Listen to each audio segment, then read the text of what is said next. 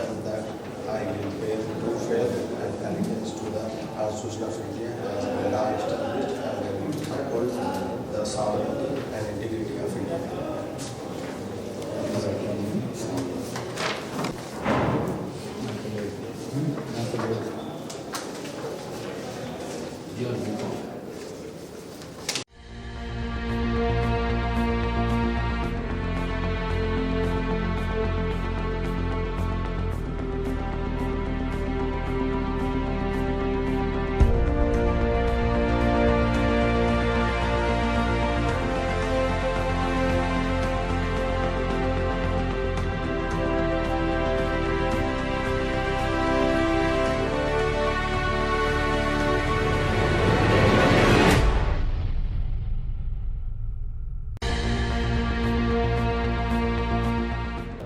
Mahabub Nagar local bodies MLC nomination ఈరోజు వేయడం జరిగింది.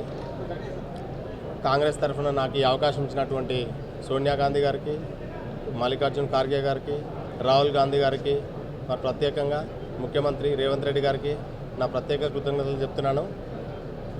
ఈరోజు 14 అసెంబ్లీ కాన్స్టిట్యున్సీలో స్థానిక సంస్థలు ఉన్నటువంటి ఎంపీటీసీలు కానీ, జెడ్పీటీసీలు కానీ, కౌన్సిలర్లు కానీ పెద్ద ఎత్తున నా క్యాండిడేచర్ను సపోర్ట్ చేసి నాకు ఓటు వేస్తారని భావిస్తున్నాను.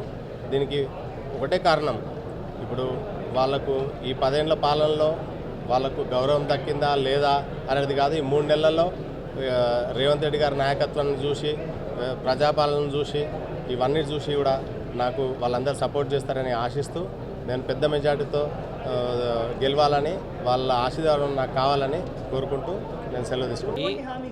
గత చరిత్ర ఉంది, మీరు అడిగిన ప్రశ్న జవాబు. గత చరిత్ర ఉంది ఇదే జిల్లాలో. ఏ పార్టీ ద్వారా ఎంతమంది గెలిచిండ్రు, ఆ పరిపాలన చూసి ఎంతమంది మళ్ళీ ప్రజాస్వామ్యానికి సపోర్ట్ చేసిండ్రో ఇప్పుడు అది జరుగుతుంది. మొన్న జరిగిన ఎన్నికల్లో వాళ్ళందరూ పాలు పంచుకోబట్టే కదా కాంగ్రెస్ పార్టీకి ఇలా జిల్లాలో 14 శాసనసభ గెలిచింది. వాళ్ళందరూ భాగస్వాములు అయ్యింది. గతంలో